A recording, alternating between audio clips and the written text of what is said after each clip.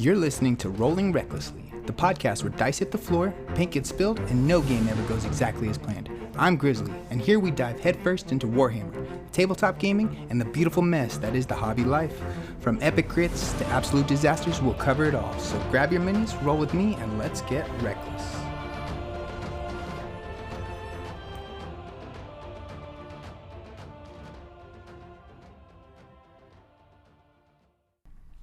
Welcome back to Rolling Recklessly, Episode 10, the podcast where we dive into all things Warhammer Age of Sigmar, from the vast lore of the mortal realms to the hobby desk and the battles that we play out on the tabletops. I'm your host, Robert, aka Grizzly, and today we're continuing our deep dive into the grand timeline of the Age of Sigmar. In our last lore episode, we left off with the Realmgate Wars. The Stormcast Eternals descend like thunderbolts from the heavens, breaking the chains of chaos, reforging lost alliances, and opening the way for Sigmar visions to take root. Alariel was reborn in her war aspect. Cities were liberated, and for the first time in centuries, there was a glimmer of something more than just survival. But war, even when victorious, leaves scars. The mortal realms were still fractured, haunted by chaos, death, and destruction. Sigmar knew that if his people only fought, they would eventually burn out. What they needed was stability. They needed roots. They needed hope. And that's where our story picks up, the Seeds of Hope. This was more than just another campaign. It was Sigmar's gamble to turn hard-won victories into a lasting foundation. The great God King looked beyond battles and dreams of permanence. Where Stormcast had opened pathways, mortals had planted banners. Where chaos had once corrupted, order would raise walls, temples, and even homes. This era was about building. And when out of those fragile efforts came the first great cities of the Age of Sigmar, places like Hammerhal, the twin-sailed city straddling two realms, became symbols of resilience and ambition. Free peoples, Dwarden, Elves, and the Stormcast all worked side by side, creating something that could stand against endless tides of chaos. These cities weren't just fortresses, they were beacons, proof that civilization could return. That hope could flourish, even in the shadow of the dark gods. But as with any new growth, there were thorns. Jealousies and rivalries simmered. Corruption and cults burrowed their ways into the foundations. Nature itself resisted at times. As not all groves welcomed the hammer and the plow, and beyond the walls, chaos watched hungrily, waiting for the right moment to strike again. So today, we're going to leaf through the Seeds of Hope and the rise of Sigmar's cities. We'll explore how this era shaped the mortal realms, what it meant for order to take the first steps towards stability, and why these fragile roots of civilization would prove so important for everything that followed. Because in the Age of Sigmar, hope isn't just an idea, it's a weapon, and sometimes the smallest of seeds can grow into something mighty enough to shake the realms themselves. When we talk about the Seeds of Hope, we're really talking about the first true attempt to rebuild civilization after the Realmgate Wars. The Stormcast could win victories, but Sigmar knew that victories meant nothing if the mortals had no homes to return to. And so the plan was simple but daring. Plant cities like seeds across the mortal realms, and defend them fiercely, and let hope grow from them. Each of these cities has its own origin story, its own identity, and its own struggles. Let's walk through them one by one. First up, we have Hammerhal, the twin-tailed city. Hammerhal is the crown jewel of the Seeds of Hope, a city like no other, because it's actually two cities, bound together by a realm gate. On one side, you have Hammerhal Akshi, blazing in the realm of fire, a city of molten stone, forged temples, and unyielding warriors. On the other, Hammerhal Gyren, flourishing in the realm of life, where greenery and growth surround its walls. The two halves are connected by the Stormrift Realmgate, a permanent artery between realms. This was Sigmar's first statement piece, a city straddling fire and life, showing that order could master even the primal forces of the mortal realms. Hammerhal became a hub of trade, military power, and politics. But it wasn't without challenge. Chaos cults festered in its back alleys. The constant clash between its fiery side and its fertile side made it a city of dualities, ambition and corruption, prosperity and unrest. Still, Hammerhal stands as a symbol of resilience. It proved that order could not just survive, but thrive, even in the heart of contested realms. Next up, we have the Phoenicium, City of Rebirth. In Gyran, deep in a land scarred by chaos, the Phoenicium rose from the ashes. The city was built where devastation had once reigned. A place infused with magical rebirth, it became a city of firebirds, phoenixes, and the Free Guild regiments who looked to them as symbols of eternal renewal. The Phoenicium's most striking feature is its cycle of death and rebirth. Legends say that when heroes fall in its defense, their sacrifice empowers those who remain, as the city itself refuses to die. The Phoenicium embodies the idea that life always rises again after destruction, that even in the darkest times, the flame of hope can be rekindled. But this also made it a target. Nurgle's forces despise the idea of rebirth, seeing it as a direct insult to his cycle of decay. They launched countless assaults on the Phoenicium, trying to snuff out its flame. Each time, the defenders rose anew, proving that rebirth wasn't just a metaphor, it was a living and burning truth. After that, we have Greywater Fastness, the Black Powder Bastion.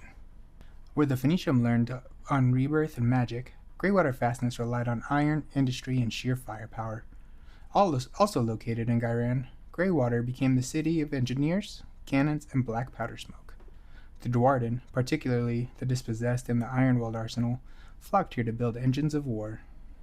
The city was a fortress of artillery, cannons bristling from its walls, gunnery schools training the next generation of the engineers, and manufacturing turning out black powder weapons. Its armies could rain destruction across the battlefield like no others, but this strength carried at a cost. The relentless drive of industry often clashed with the natural spirits of Ghyran. Forests were stripped for timber, rivers polluted with runoff, and the Sylvaneth looked on with growing hostility. And in some ways, Greywater embodied the darker side of order, progress at any cost, even if it strained alliances with nature itself. Still, its cannon and its gun lines became a vital tool in holding back Chaos's incursions, proving that sometimes survival meant embracing steel over soil. The Living City. Harmony and tension with nature. Personally, this is my favorite. The most unique city of the Seeds of Hope was the Living City.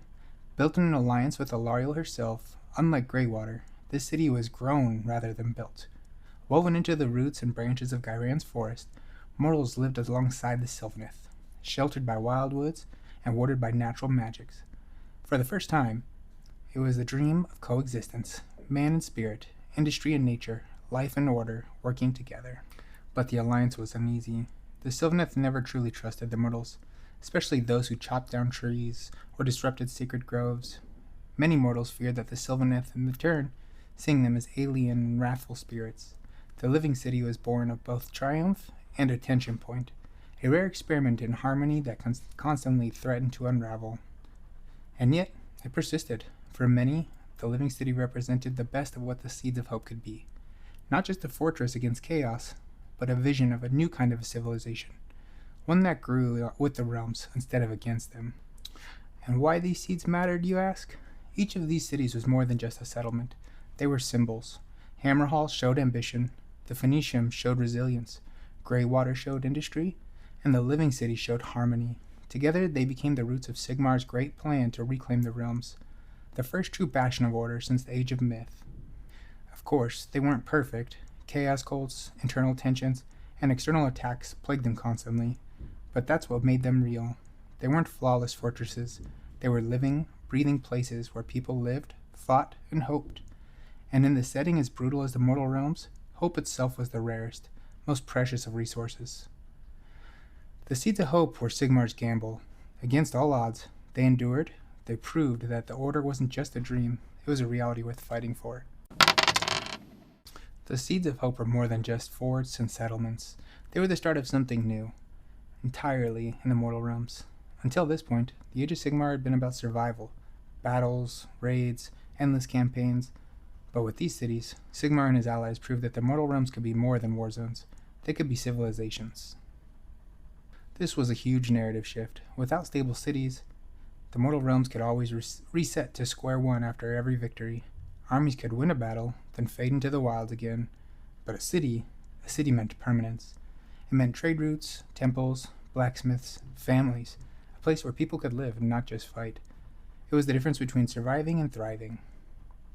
That's why the Seeds of Hope were so crucial. They laid the foundation for what we know called the cities of Sigmar.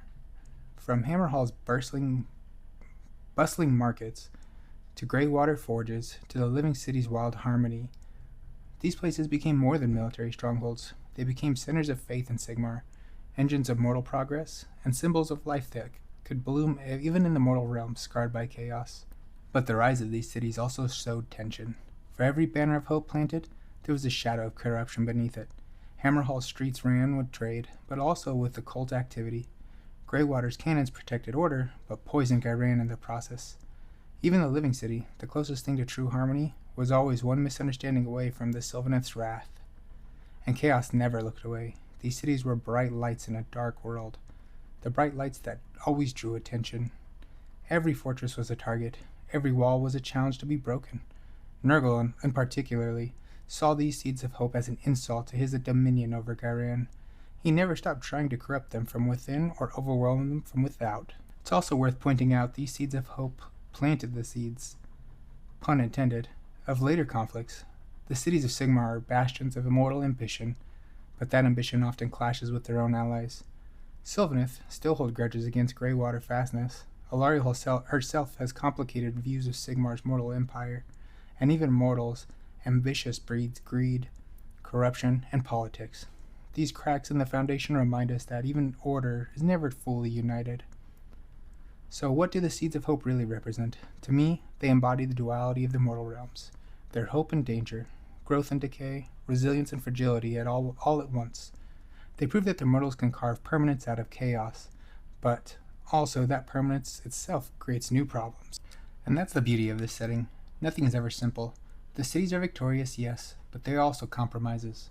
There are places where heroes rise, but they're also where cults whisper. They're proof that hope can grow, but also that hope must be defended against and again and again. So here's what I'll leave you with. Would you rather live in the walls of Hammerhall, surrounded by culture, politics, and corruption, but safe behind stone, or in the living city, where harmony with nature is possible, but trust is fragile? Would you choose the resilience of the Phoenicium, knowing tomorrow may bring another fire, or the firepower of Greywater, where progress costs the very land it stands on? The seeds of hope remind us that growth always has a price. From the sprouts to strongholds, these cities become the backbone of order, and the first glimpse of what's lasting an Age of Sigmar might look like. And that brings us to the end of today's episode. We've walked through the seeds of hope, from fragile plants planted in the ashes of war, to the great bastions that became the backbone of order in the mortal realms. For me, these stories always feel like a reminder that even in the darkest of times, hope can still take root. Just like in a garden, those roots need tending, because left unchecked, weeds like greed, corruption, and chaos cults can grow just as fast as hope does. But from sprouts to strongholds, the seeds of hope show us what resilience really looks like, but also that price that resilience demands. Before I go, quick reminder, our Nurglings giveaway is still alive, but only until October 1st. I'll be drawing the winner at the end of the night and reaching out directly on Instagram. So if you haven't entered yet, don't wait. Head over to Instagram, check out rolling_recklessly_podcast for all the details and your chance to grab a free box of Nurglings. I'd also like to hear your thoughts on today's episode. Which city would you call home in the mortal realms? Hammerhall? Phoenician? How about Greywater? And the fragile harmony of the living cities? Drop me a message or tag me. I always enjoy hearing the stories and your takes on the lore. And don't forget, the podcast is also now live on YouTube, so if that's your platform of choice, come check us out there too. Until next time, may your crits be high, your paint never dry, and your rolls ever reckless.